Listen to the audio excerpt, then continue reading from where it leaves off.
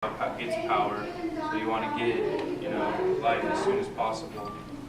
And then the next one is the high gain, which is how they relay information back to the ground control center. These are just commercial off-the-shelf parts. Can you yaw for us? Yeah, just a pan tilt. So we just bought these and integrated them. We have one for deploying it, and then we can point it around, and they point it right down at Earth and send data back and receive controls.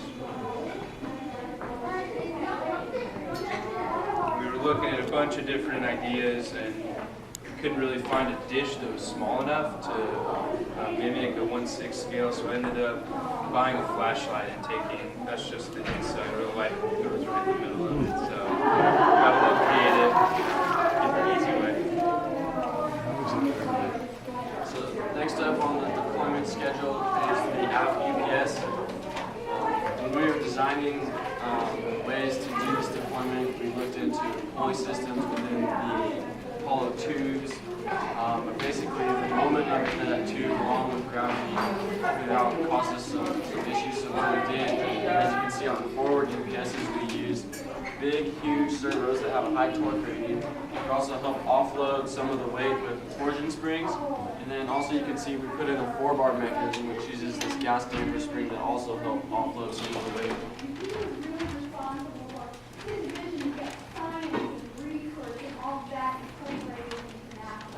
Now this in the SMSS, the one on the second round top, is a little tricky because it pushes, the servo pushes, and then at a certain point it starts to slow it down and pull it. So gravity was a big factor in both of those deployments. It gave us some issues.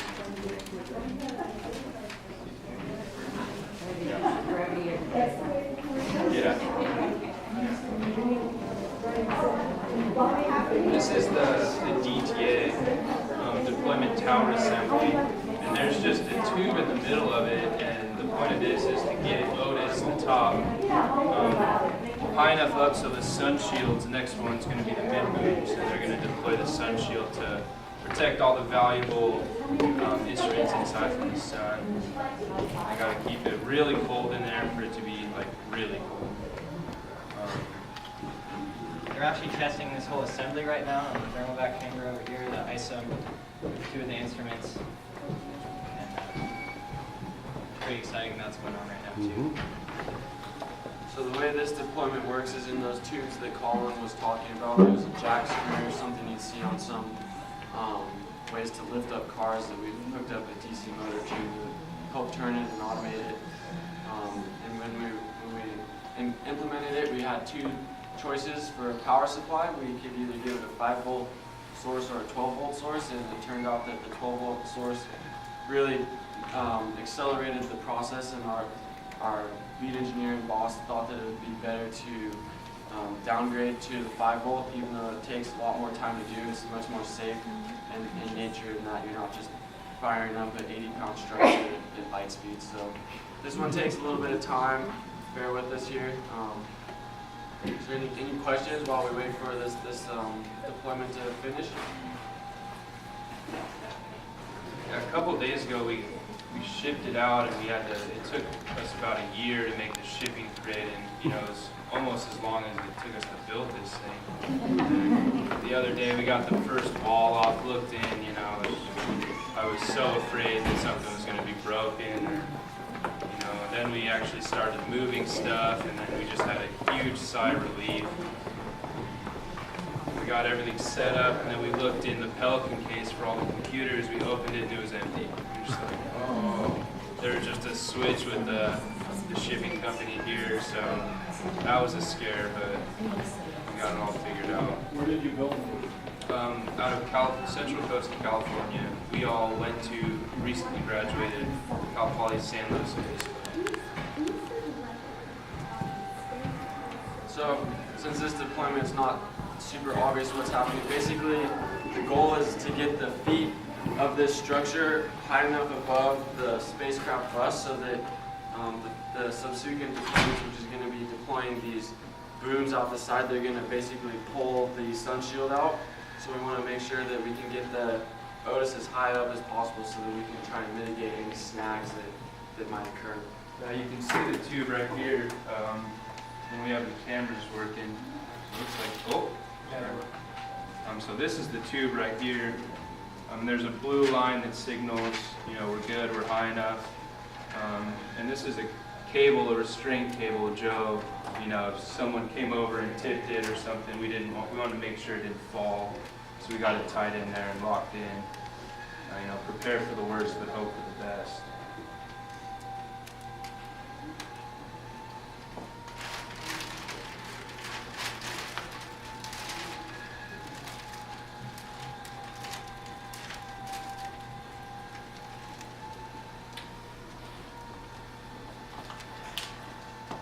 So these are all tasks that the JWST is going to go through as well. Yeah, these are all deployments on the real model, for the real flight project. It's amazing how many deployments they're going to do. I think the most ever. Wondering if one doesn't work, what they would do.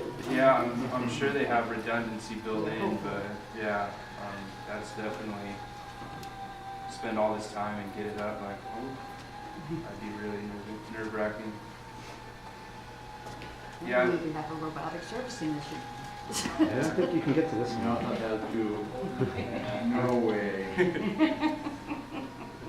So you on American or metric? Metric, but I mean, it's hard because, Joe's space, so it's metric all the time, and I actually found it easier because centimeters by 10 and stuff, but it's like the bolts we buy, and if sometimes we need to go When English. something goes wrong and you have to go to Home Depot to fix it, you're happy you're on the English system. Yeah. Let me just tell you, a lot of the aluminum square tubing is 25.4 millimeters. Yeah, we got 2.5 centimeters for each inch, so we got that conversion down. You gotta always wait, see.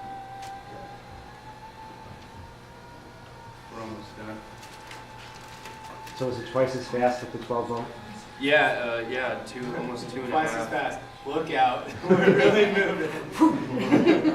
Yeah, this is on a motion platform here that Eric designed in CAD, and so he, CAD'd it all up. It's designed in the computer and printed some PDFs for us to build. Cut at this, place the bolts and stuff here, and I'm really worried about this deployment and it pitches and stuff. So, if it tips over, something bad happens, it's my butt on the line.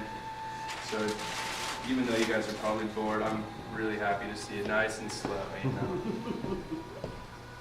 The timing of the relative timing of the deployment, does it have any correlation with reality, or is it just an accident of this model? Yeah, it's just an accident. It's, I think, This is probably the closest to scale though. yeah, No magnitude. yeah, we didn't try to Yeah, we don't have mimic access the to that deploy time. information. It was pretty much with these projects, this one and this one, if you could, because it's only public, available to the public, so if we can Google it and find a picture, we can put it on. And that's how we kind of made sure that everything's in the public, and some ideas that we had. We had to make sure it was cool. We're good.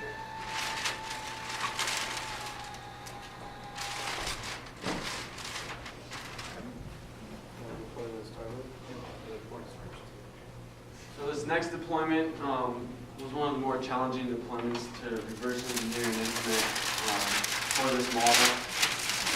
Initially what we did was use stepper motors to try and push out the MBAs, but we were having a lot of issues with binding. So then we looked into dissecting the tape measure and screwing out a tape measure to try and push out the front field of the MBAs. And that ended up not really working either, so what we kind of settled on was old car antennas that we hooked up to power, and this was able to provide enough force to push out the MBA. So there's actually 2 of these that are inside the spacecraft bus that was what was controlling those deployments right there. Corvette car Detroit, antennas. still works. Private formats. Had to be a sports car. So next up on the 35 deployment. layers of sequencing. So next one is the secondary mirror support system.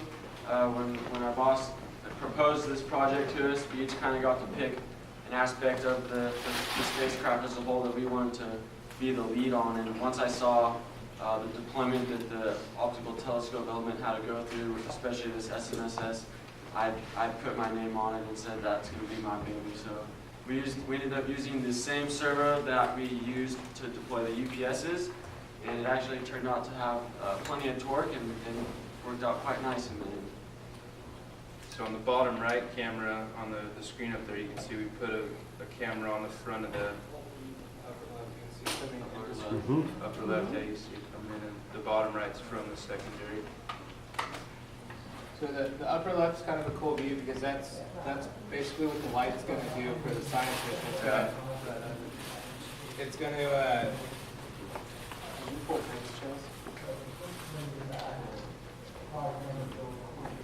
so it's going to bounce off the main mirror segments back into that secondary mirror and then come down through the AOS. And so that upper left view is kind of the path the light's going to take.